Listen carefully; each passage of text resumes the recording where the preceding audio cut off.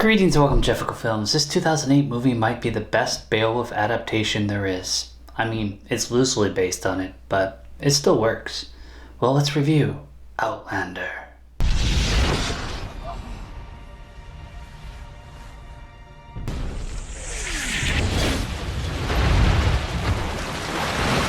This movie starts out with a damaged spaceship crashing on Earth in 709 AD, and it's pretty.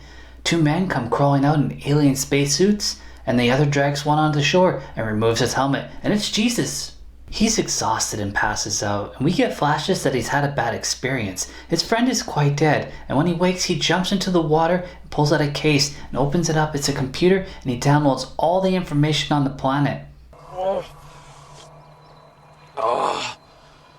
Fuck. He now knows the language. Then he gets a gun and he lights up a tree. Then he buries his friend.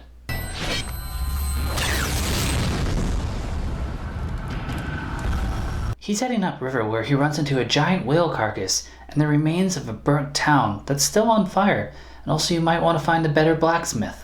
He runs towards a noise in the forest and is knocked out by Wulfric and his horse. Hrothgar, played by the legendary John Hurt, and Freya, played by the lovely Sophia Myles, are training and talking about his desire for her to marry. He wants her to marry Wulfric, but she's not into it. And then Wulfric shows up after hearing the conversation, and he tells the king about Gunnar's village. Gunnar's village was sacked? What happened? I don't know. There were no bodies, nothing.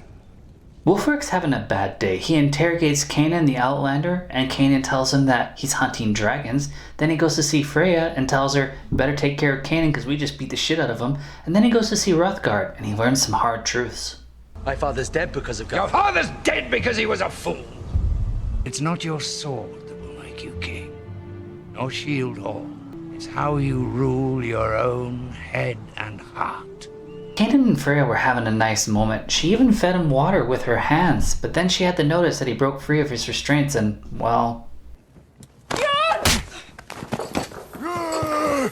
He checks on her before he leaves, but if it was me, I'd fashion her a pillow and a blanket so she could wake up as comfortable as possible and know I was sorry. And then we jump to two men on the wall. We're just chatting, and they get taken out one by one, and this man has no time for answers.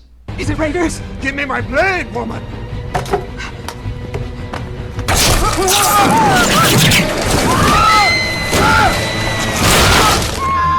Kanan tries to track it down, and it has a red glow about it, and he sees it leaving and screams its name.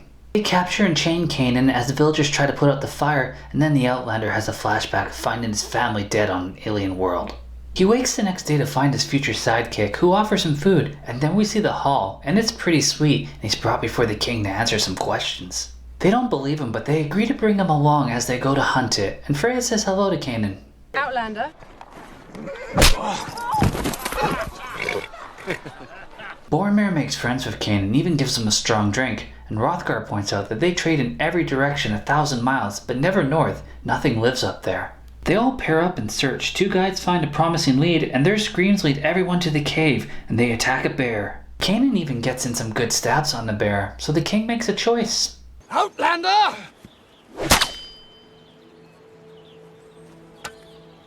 Take this sword. And your life too. Wulfric hangs the bear paw in the hall, just like in Beowulf, and Kanan gets dressed as a Viking to everyone's approval, and we like Boromir. He's a kind drunk. Freya also overhears that Kanan is the one that saved the king. Eric the kid's sidekick comes by, and Kanan shows him kindness before he's challenged the shields by Wulfric, something he's never lost. And they get up on the shields, everybody holds it up in a circle, and they just start walking till they start running. And nobody's ever done as good against Wulfric as Kanan, but then his shield breaks. But that still earns him Wulfric's respect. And then he talks to Freya, and oh god, that smile. Like when you hit me. Hit you. Yeah, sorry about that. We're even now. Kanan tells her that it wasn't a bear that killed her people. And then we see some guards getting taken out, and I've never found screaming in advance a good way to start your attack.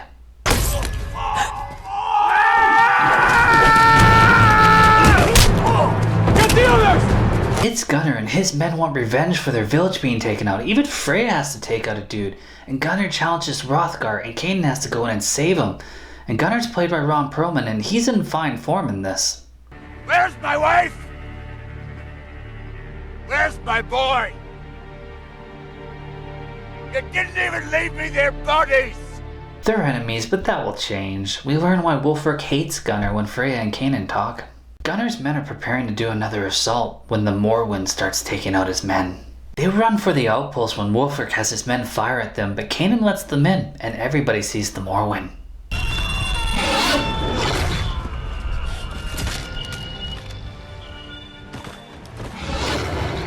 They all chat in a hall and Wulfric wants to hunt it, and Kanan says they make a trap. So they dig a giant hole, create some giant spikes, get some oil, fill it in that hole, and the little kid's sidekick Eric, well, he cuts his hair short just like Kanan's.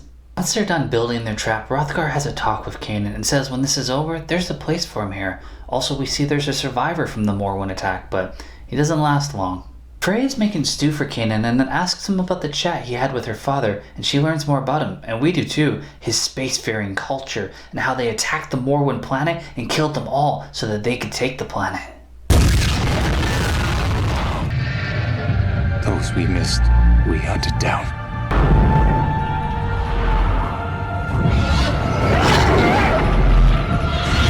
He felt bad following his orders and wiping out an entire race, but as part of his pay, he was given a home on the planet, and he left his wife and kid there as he went off-world, only to find out that one Morrowind survived and returned to find them dead.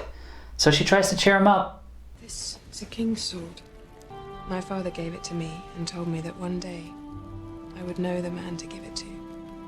The plan gets set in motion as Wulfric and Kanan head out, and a young boy who's fetching arrows disappears by the well that's inside the compound. Also, Kanan can throw a torch pretty far. And then insert random priest doing his Ian McDermott impression from Dragon Slayer. I command thee, Lucifer! Quit this place! The creature gives chase and follows him into the cage, but Wulfric falls into the oil, so Kanan has to save him before igniting it. I'm going to point out Wulfric is covered in oil and should probably be roasting. The Morrowind's still doing well while it's on fire, and Eric notices that there's a smaller Morrowind in with the women, and Hrothgar goes in there to save Freya at a cost. Kanan and Wulfric do battle with the Morrowind, but Gunnar doesn't fare too well.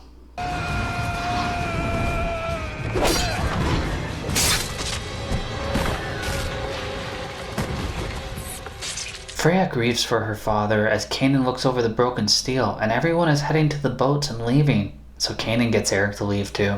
Kanan takes Wulfric and Freya to go get better steel for the swords, but his story doesn't add up.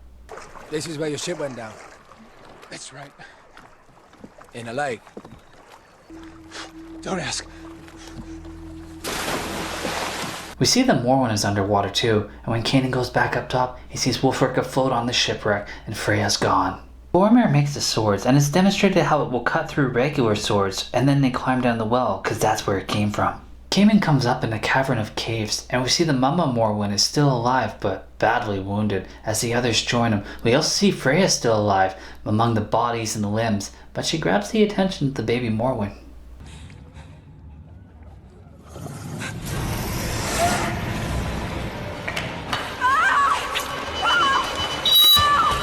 Luckily for her, it hears the others, and they play a game of cat and mouse with it, except it has a major speed advantage, and we lose Boromir, and they did a good job of making me not want him to die. We'll drink together again, Kanan. Herod mead. Best in the world. Freya and Kanan scream each other's names so that they can find each other, but that also alerts the Morrowind, and he's closing in on her. She can't fit through the hole, so he hands her the sword, and she takes care of it.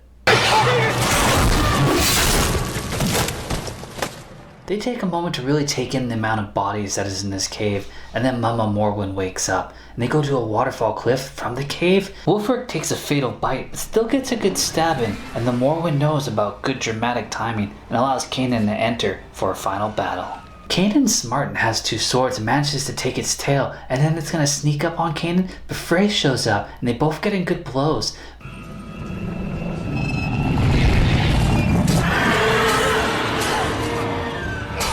But it's going to pull him off over the cliff, but he manages to take its arm and will let it fall down.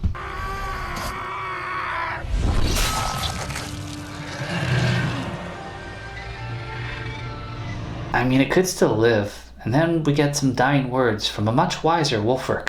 They climb up and see the ships are sailing back. I don't know who told them the threat's over. And Kanan tells her to wait there for the others. Kanan goes back to the lake, swims down, and finds his wife's body floating in her glass coffin and says goodbye. And then he swims back up to the beacon, and we see the ship and the stars starting to come down. And Freya sneaked over there too and sees it as well. And then he breaks the beacon.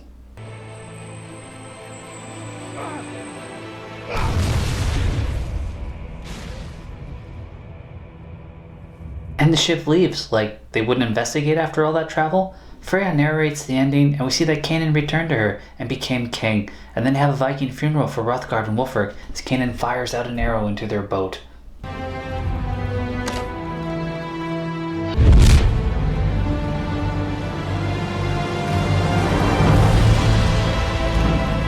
Director Howard McCain hasn't directed a full-length movie since, and that's a shame. He didn't have a $200 million budget, so those expectations aren't there. He did pretty good with a $47 million budget. They really stretched it out to make it look real. He also wrote it with his writing partner Dirk Blackman, who just finished writing Deep Blue Sea 3, also a film I enjoyed. Jim Caviezel played Kanan the Outlander. He was in Frequency, the series Person of Interest. He's good in this, similar to Christopher Lambert in his underplay of emotions, and I think we all know where I stand with the Highlander. That's high praise.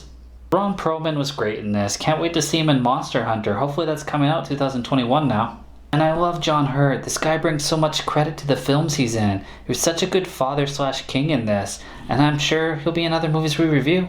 I really like Jack Huston. He got to be the lead in 2016 Ben-Hur. It might not have done well, but it bodes well for his career that he was chosen to lead that movie. I wanted this for so long. I hope you wear it for longer than I did. We could have been friends. We are friends. And finally, Sophia Myles. From Moonlight, Doctor Who, Tristan and Isolde. It's hard not to fall in love with her, and that accent. And Kanan, once a stranger to us, became king. He took for himself a wife. Indiana, I really like this movie because it checks a lot of boxes. It's got its sci-fi plot, it's got its creature just hunting people and the horror aspect of that. It's got the medieval part that I love. It's got all the sword fights. So if you haven't checked this out, you really should, because it is a decent watch. Well, as always, thanks for watching.